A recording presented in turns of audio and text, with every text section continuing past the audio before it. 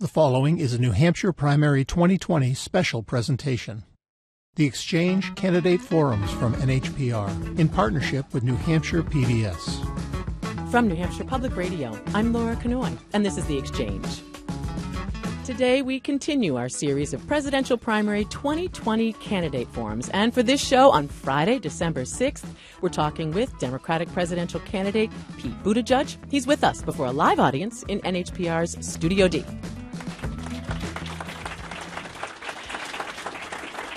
We received many questions from our listeners before today, and we'll be incorporating those throughout the hour. I want to thank everybody who took the time to write in.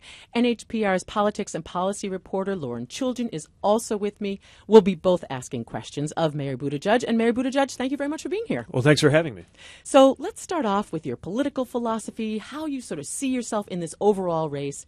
It's a very big Democratic field. You don't need me to tell you that. And that has sparked, Mayor Buttigieg, a big debate about the ideological future of your party. I want to talk about some issues where that debate has been playing out. First one is health care. You're in favor of what you call Medicare for all who want it. Give us two reasons why you think this is better than Medicare for all. Sure. Reason number one is that it respects people's ability to make their own decisions. So what Medicare for all who want it means is we take a version of Medicare, something like it, a public alternative.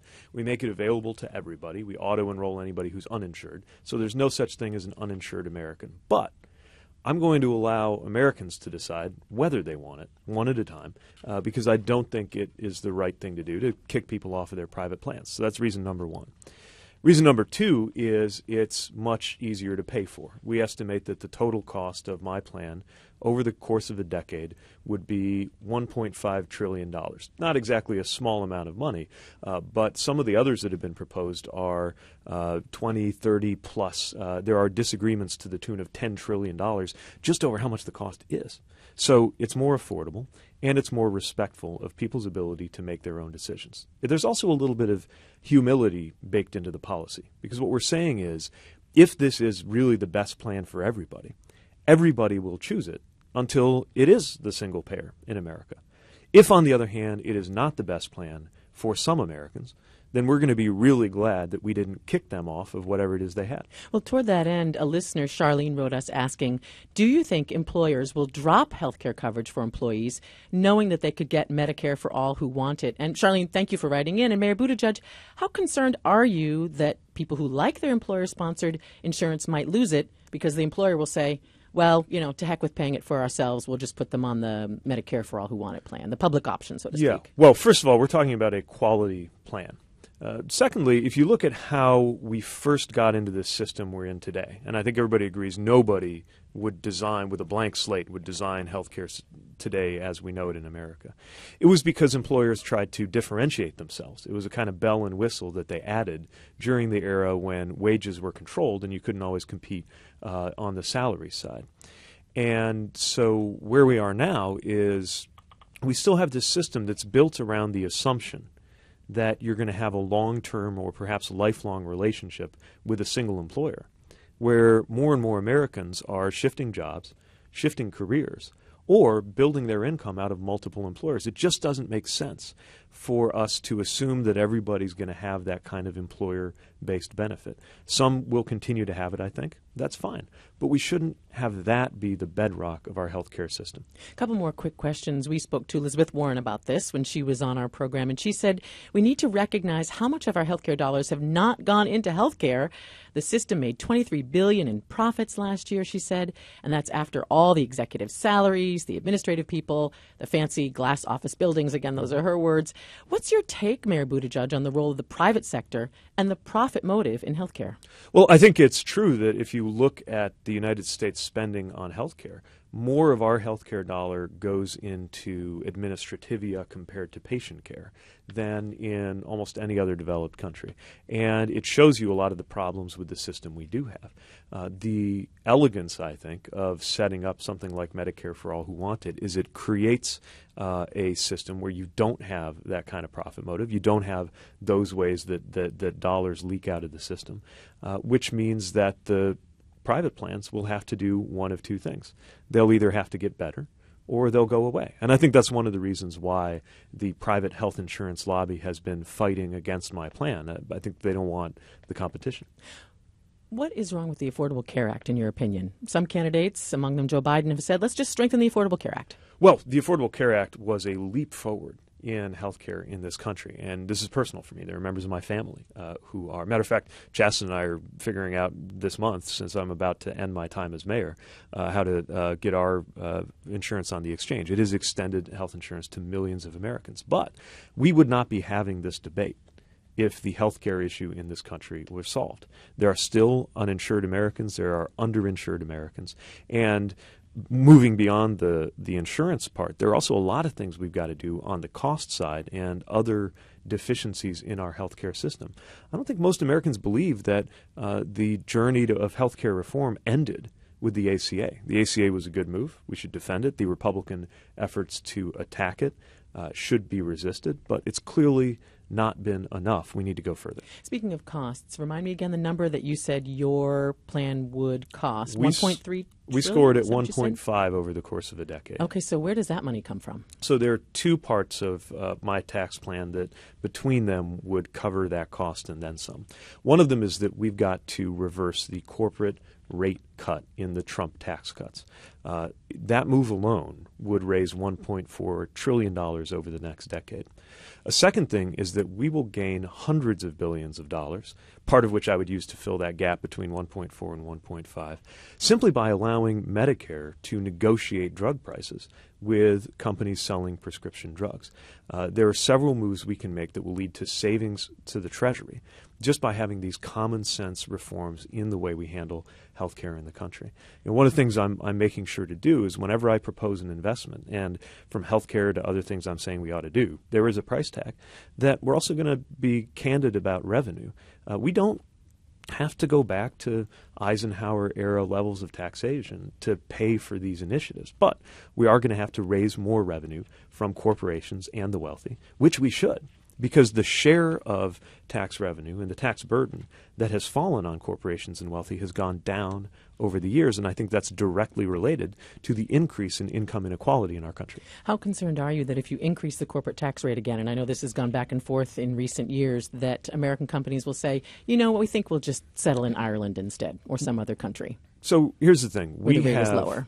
We have had robust economic growth under periods where we did have fairer taxation, higher taxation of the wealthy and corporations. Yes, we also need to undertake improvements to our tax system and, by the way, our tax enforcement system so that there is not the incentive to offshore profits, and there are ways we could do that. And making sure that we just plain enforce better and close loopholes. The idea that a company like Amazon that profits billions of dollars a year pays less in federal income tax than anybody in this room, specifically zero, shows you that the system is broken. And we have got to take actions to address that in order to fund the things that we need, from healthcare to investments in roads and bridges, education, and so on. I want to ask you about one more issue where you've had some differences with fellow Democrats, Mayor Buttigieg, and that's paying for college. There's been a lot about this in the news this week. As you know, some candidates are proposing free tuition for public universities for everyone.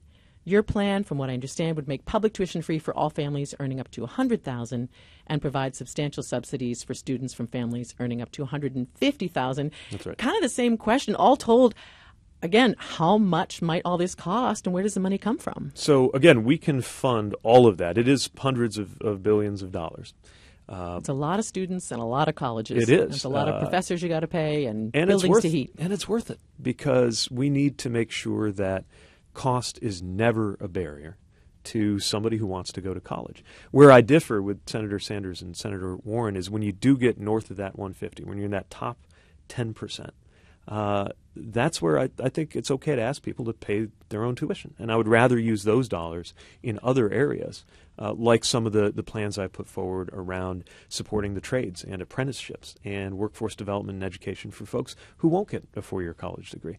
But again, we can pay for these things with some common sense changes. Look, we got to reform capital gains taxation in this country with mark-to-market and taxing those profits in a way that's consistent with how we tax income. Otherwise, we're going to continue to be in this world where, as Warren Buffett has famously commented, the United States taxes him at a lower rate than his secretary. And it doesn't make any sense. Most Americans get that it doesn't make any sense. We've got to fix it. What incentive would colleges have to keep their own costs down if most students, and I think you've said about 80% would be covered, if most students were getting their educations paid for, what incentive would colleges have to not just, charge exorbitantly high prices?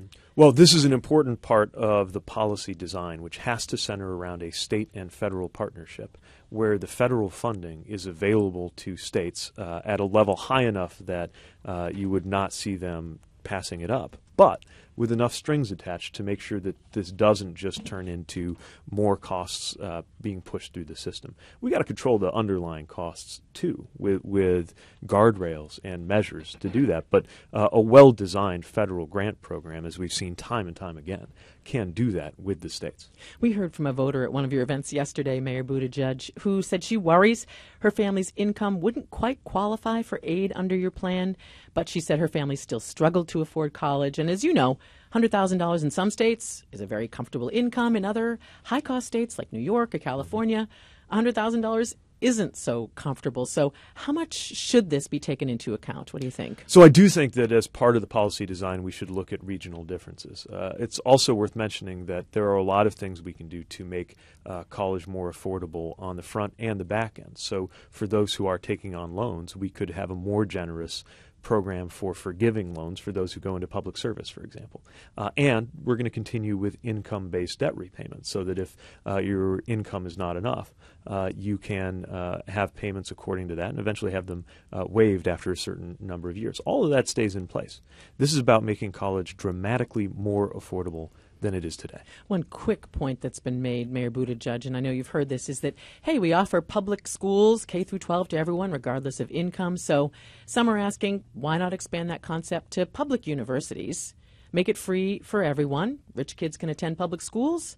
They should be able to attend tuition-free public college. What do you think? I just think it's more progressive to reserve those benefits for those who would benefit the most from it. Look, we have a lot of federal programs and spending, the Earned Income Tax Credit, for example, that are targeted. And certainly K through 12 education should be free, especially because we expect every single American, we hope, to at least finish 12th grade.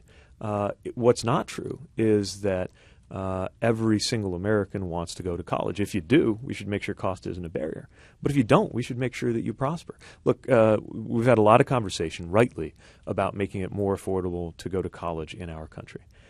Where I come from, 3 out of 4 people don't have a college degree, and we should be just as intentional about making it affordable to not go to college in this country. And that's why we've got a lot of work to do, not just around apprenticeships, trade education, career and technical education, but also just the cost of living, a higher minimum wage, and empowering workers in unions so that you can prosper in this country, you can afford to be generous and live well, whether you have a college degree or not. Lauren, I'll throw it over to you. Mayor Buttigieg, we received a lot of questions about your resume, and one thing that came up was your time at McKinsey & Company. Obviously, that's a very newsy topic. You never talk about it, really? You hardly talk about it on the campaign trail. I saw you yesterday. It didn't come up. Can you explain why that is? I talk about it. I wrote about it in my book, and it's very part briefly of my experience. But look, the bulk of my experience has been in public service. So I worked at a consulting company, McKinsey, for about 2.5 years after I finished school. Learned a lot there, but walked away from that knowing that my call, what really fired me up, was public service. And that's what I chose to do for our city as mayor and in military service as well. So what I would say is that it's certainly a part of my background that is useful in understanding the business world. But the bulk of my adult life has been in serving my city and serving my country. What did you learn while you were there that you think that could be helpful in government? I mean, there's been stories lately about some contracts or some work that McKinsey has done with the government that some have found to be very controversial. The story about ICE that came out this week. So I'm wondering, what did you learn in that experience that would be helpful?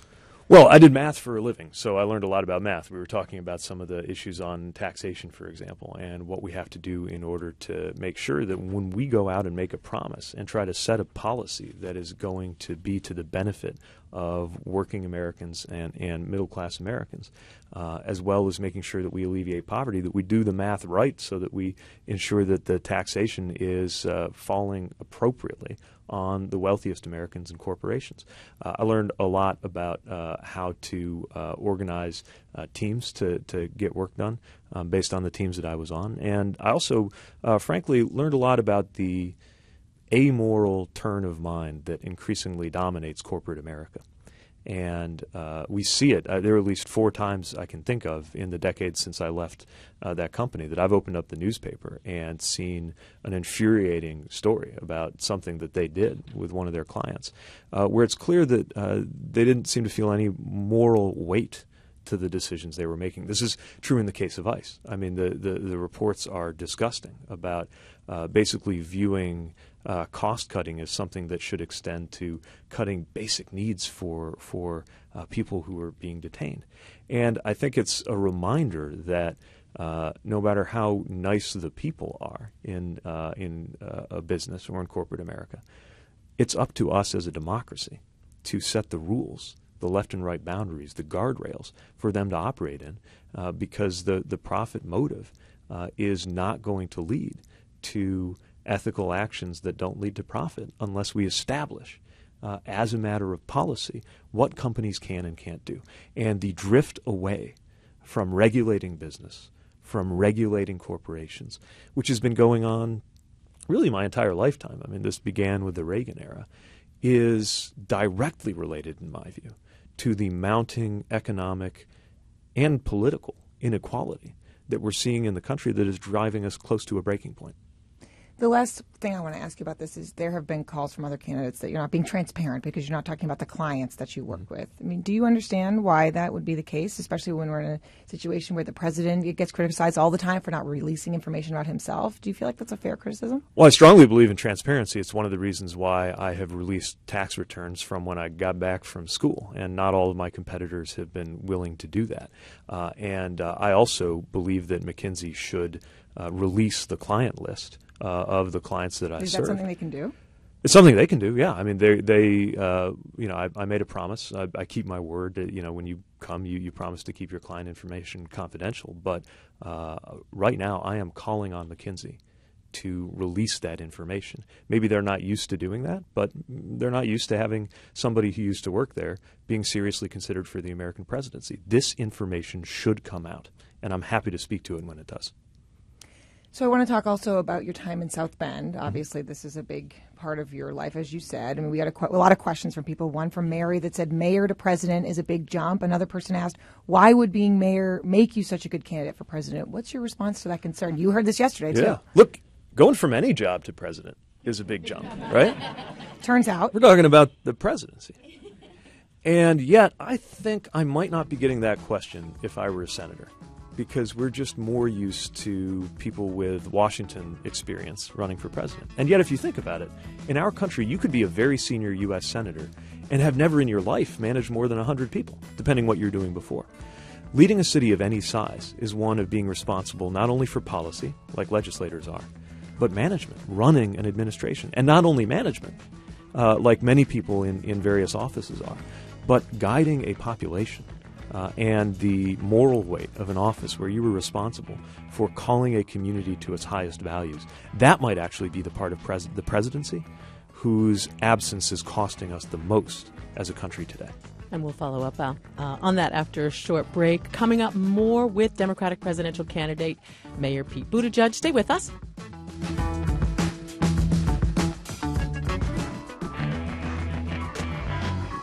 You're watching Primary 2020, the Exchange Candidate Forums from NHPR, produced in partnership with New Hampshire PBS.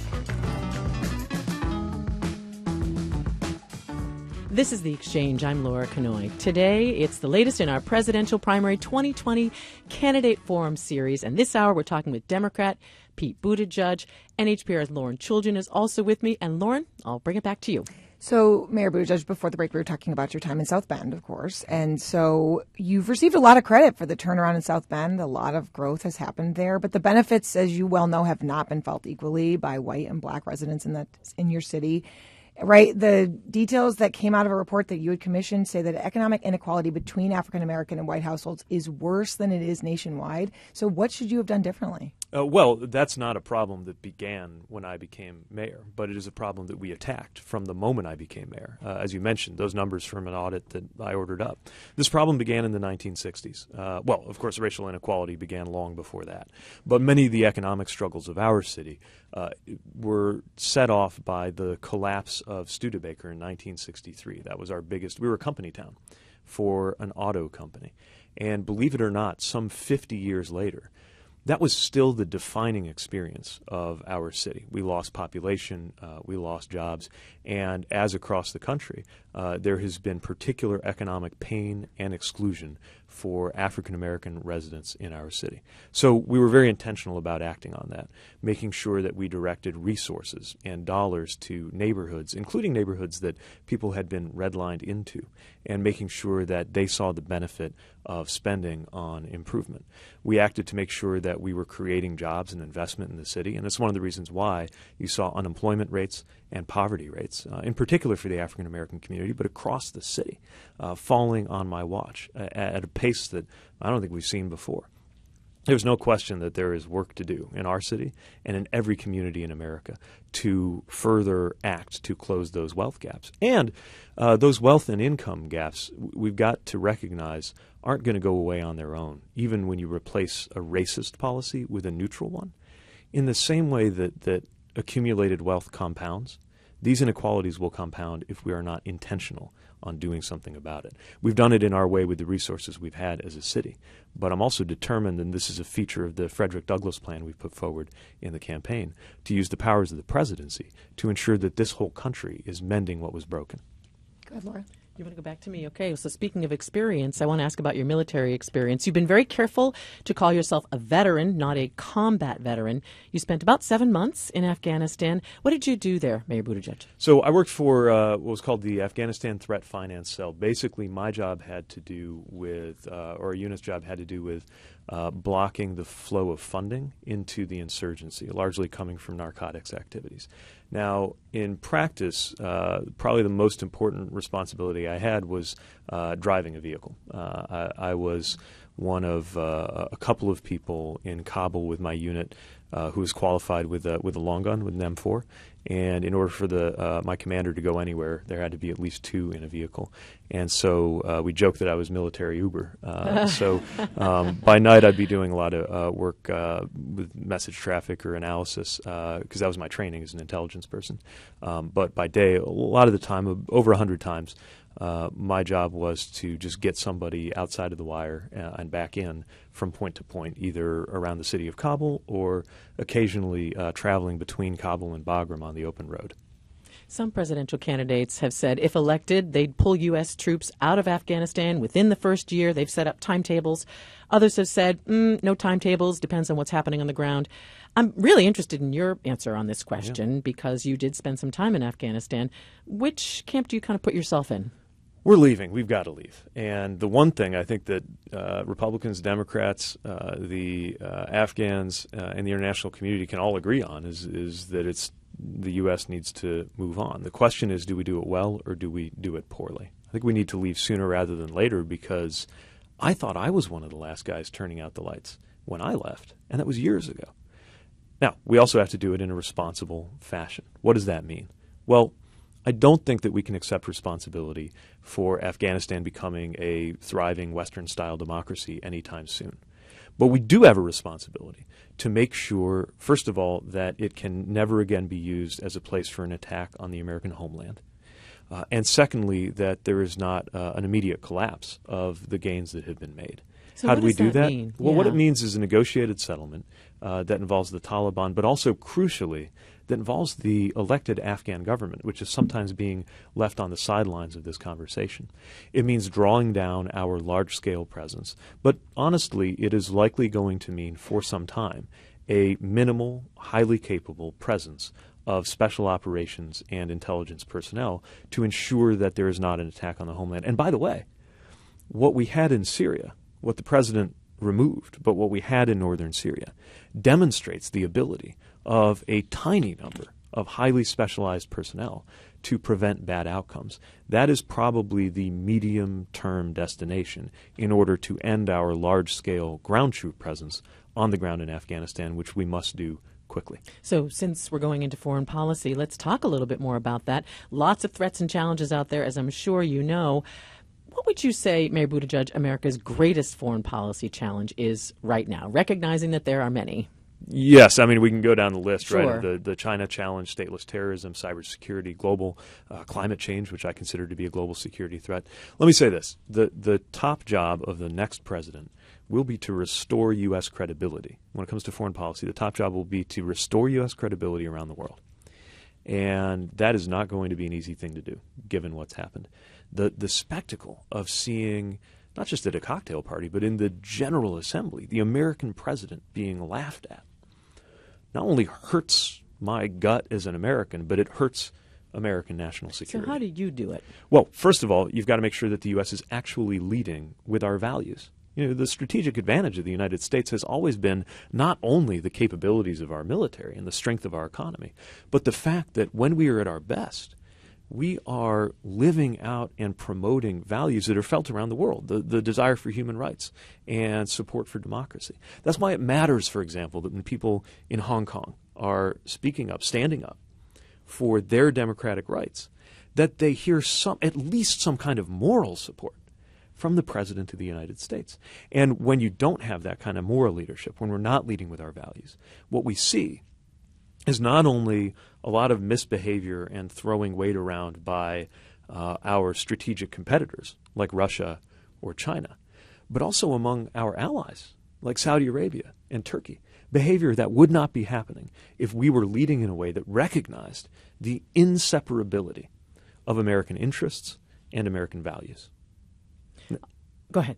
Another thing I would say, a lot of this is what you don't do, right? So we also just need a president who will not undermine our most closely held allies and who will be seen to be leading on the biggest challenges that the world faces. Climate is a good example. Climate is an issue that the U.S. cannot solve alone because we're only a fifth of the emissions. It's also an issue that the world cannot solve without U.S. leadership because we're the biggest economy. And I've got a whole bunch of questions on climate. Okay, good. Then For now, all I'll say is that if we are seen to be authentically and effectively leading on that issue, it's one of the best chances we have in the 21st century to also reclaim our moral and global leadership authority as a country. Go ahead, Lauren. Yeah, sticking with that, I mean, I want to talk to you about military spending. How, as president, would you determine the adequate level of military spending? And do you think we need to increase or decrease the current Department of Defense budget? Well, I think it has to be suited to our security needs. So it's not just how much in a blanket way. It's where is the spending going? Right now, there's a lot of evidence that China's being a lot more intentional and putting more resources, for example, into artificial intelligence than we are. If they get ahead of us on artificial intelligence, then some of the most expensive bases and ships that we're building are going to just be bigger targets. So a lot of this is making sure that our spending decisions are driven by our security priorities in the 21st century. Now, the president's idea of security priorities is mostly 17th century, right? He's talking about a moat full of alligators. He's talking about building a big wall. I mean, these are the security technologies of the Middle Ages. And it shows. We also need to make sure that it's rational based on what we need to do across the board as a country to be competitive and to be successful and to be secure. Education, public education, funding public education is a national security imperative. You don't get the Manhattan Project without having a superior level of education in the United States, even with the folks that we recruited to help from other countries. And it's a reminder of what could happen if we fall behind in that regard. So it requires being prioritized. There's no easy or across-the-board answer. But I will say that there's a lot of evidence, and you see this when you're in uniform, that spending is not aligned around top priorities. And when it comes to contracting and the interface with the military, what the President Eisenhower called the military-industrial complex, it's also clear that there need to be stronger mechanisms to make sure there's actual value for taxpayer dollars. I understand prioritizing, but looking at the budgets that both parties are presenting right now, I mean, the spending that could be on defense it could be reportedly more than any point since World War II. I mean, is that like what's the ceiling, I guess? So again, I don't think you can set arbitrary numerical targets on this. I do think we need to review every area of U.S. military posture and ask whether it's really serving American interests. And we should be able to find real savings when we realign it around what to do. Although in order for that to happen, we also need to go through some political reforms as a country that has allowed Washington to be captured by a number of corporate interests, and you certainly see that in the defense industry. Last military-related thing I want to ask you. Yesterday, you got a question when we were in Henniker, you got a question from a veteran who was drafted, and he had asked you about service, and you brought up this plan that you have to have more paid service jobs. And one question I had for you that we didn't really hear was, do you ever think that mandatory service, is there ever a point in which you think that we do need mandatory service in this country? And could you say specifically the kinds of jobs that you would pay for under this service plan? Yeah, I think it's better if it's voluntary. But if we get it right, then it could become such a norm that everybody does it. And that's the idea of creating 1 million paid voluntary service opportunities a year. Now, the reason it matters that they be paid is that we also can't have service be a luxury, that if you can afford to, you can go off and for a year have an unpaid internship or volunteer experience. I want every American to have a shot at that.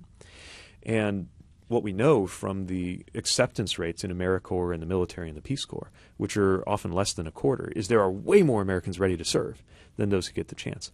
If we create and fund service opportunities that every person, for example, when they come of age, could do a year in service, then what would happen is when you're applying for your first job or college, whatever's next for you, the first question you get is, where did you serve? What did you learn?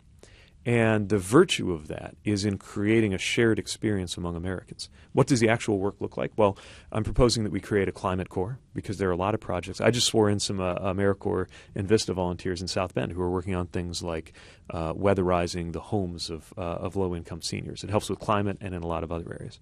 There should be an intergenerational corps that is about preparing for the aging of our population and unlocking what older Americans have to contribute. There should be a community health corps which can help with issues of mental health, addiction, and help cultivate young people's interest in that field because we're headed for even more of a care worker and provider shortage than we have right now. But some of the specific projects should be developed by the communities. Not all the answers have to come out of Washington. I just think more of the funding should come from Washington. So these are not, I'm going to help AmeriCorps or I'm going to see a church that already has a fellowship program for service. These are creating brand new positions. No, this can absolutely and should interface with expansions in programs that we have like AmeriCorps, like Peace Corps. The point is to make sure that we have as many different avenues as possible, but that we fund people's ability to be in them. Gotcha. Let's make a big switch over to gun violence. I want to talk about this because this is something that your city has been grappling with in a very serious way. 2019 could be potentially the most violent year in South Bend's recent history. Public safety is a huge part of being mayor. How do you explain that? Do you feel this as a failing of your leadership? So rates of homicide are lower than they were when I was growing up in South Bend, but we have seen ups and downs, and to me they're not numbers. These are stories that impact families that I know. Often I know the names of the family members who are affected. The worst part of being mayor is when you are dealing with violent death. And I can walk